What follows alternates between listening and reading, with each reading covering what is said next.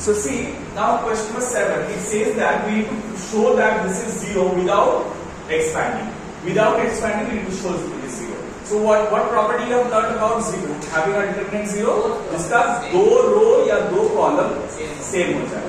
तो यहाँ पर देखो, अगर 3, 5, 7 को हम लोग देखेंगे और 6, 10, 14 को देखेंगे, तो हम लोग को पता चल जाएगा कि इसको 2 मल्टीप्लाई करने के लिए आ जाएगा. सो अगर हम लोग बाहर एक हाफ लेते हैं और 2 को अंदर मल्टीप्लाई कर देते हैं, यू नो, हाफ इंटू 2 मतलब 1, राइट. सो 2 को अंदर मल्टीप्लाई कर देंगे तो क्या आएगा? 6, 10, 14, 1, 2, 4, 6, 10, 14. देखो इसका और ये वाला कॉलम आइडेंटिकल है. हाँ एक ही बात, वहां से कॉमन ले लो तो एक ही बात. So since C1 is equal to C3, column 1 is equal to column 3, therefore determinant is 0.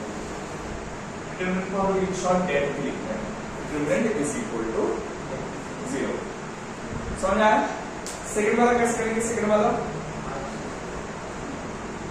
Question number 2.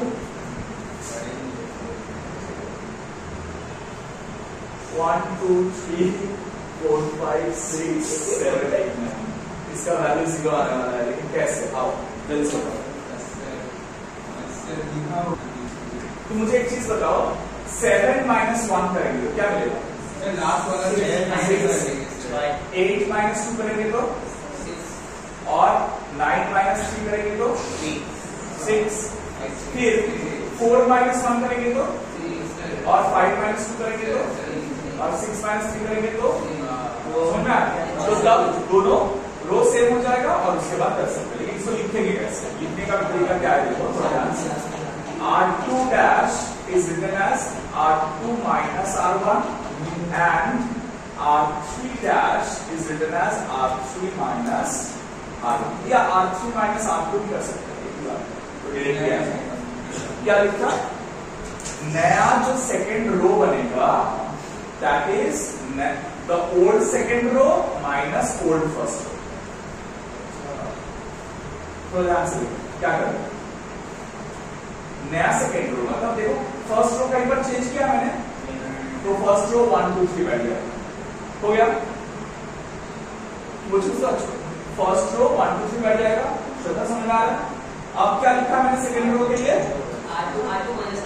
तो R2 का फर्स्ट एलिमेंट लेंगे और R1 का फर्स्ट एलिमेंट से सबट्रैक्ट करेंगे. कितना बचेगा? यहाँ पर 5 माइनस 2, 6 माइनस 3. समझ आया? सिमिलरली ये करेंगे तो क्या आएगा? R3 डैश, ये थर्ड रो 7 माइनस 4 नहीं, R3 minus R2, R3 minus R2.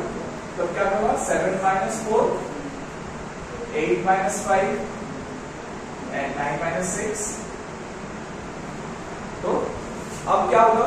दो रो आइडेंटिकल है, so it has to be. इसमें लिखेंगे क्या? मतलब since R2 dash equal to R3 dash. नहीं ऐसे नहीं कर सकते. सिंस R2 इज इक्वल, क्योंकि देखो जब जैसे ही नया बन गया इसके बाद इसका डिनोट करने के लिए हम लोग R1 R3 यूज करेंगे. R2 is equal to R3, therefore determinant is. समझ में आया? देखो सम नहीं, इसका ऑपरेशन जो कर रहे हैं वो समझ में आ रहा है ना? अच्छा बताओ तो क्या हम लोग सेम ही सम, ये सेम ही सम हम लोग रो में ऑपरेट नहीं करके कॉलम में ऑपरेट करके कर सकते थे. जो 1 minus 2 minus 1 minus 1 1 5 minus 4 1 8 minus 7 1. यहाँ पर करो 3 माइनस 2 1 5 माइनस 6 माइनस 5 1 8 माइनस 7 1. सो 1 1 1 हो जाएगा. कॉलम्स दो कॉलम आइडेंटिकल हो जाता तो आंसर सी. समझ में आया? वो स्टेप लिखना पड़ेगा. 7 पार्ट 3 करो एक बार. हाँ तुम क्या ऑपरेशन कर रहे हो वो लिखना जरूरी है. अगर ऑपरेशन नहीं लिखोगे तो नहीं पता चलेगा. थर्ड वाला सम खुद से करके बताओ कैसे करेंगे जल्दी से.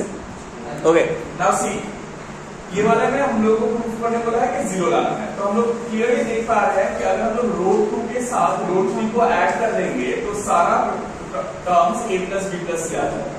तो हम लोग क्या लिखेंगे? R3 dash is given by R3 plus R2. तो हम लोग रो 3 को चेंज कर रहे हैं. सो सो 1 2 1 1 रहा, ए बी सी भी सेम रहा, first row second row same रहेगा। थर्ड वाला रो को हम लोग a plus B plus c, a plus B plus c, a plus B plus c, ठीक है।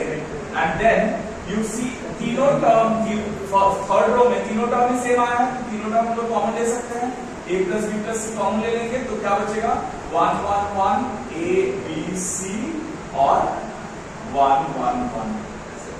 तो अब रो 1 और रो 3 आइडेंटिकल है, since R1 is equal to R3, therefore determinant is 0, determinant का वैल्यू 0 आएगा। ऑलराइट, अच्छा अब देखो, जब भी एक कॉम्प्लेक्स डिटरमिनेंट तुमको दिया हुआ रहेगा और उसमें से तुमको कुछ प्रूफ करने को लेंगे, तो हम लोग जनरली क्या करते हैं, वो डिटरमिनेंट को एक्सपैंड करके उसका वैल्यू निकालने का कोशिश करते हैं, ठीक है।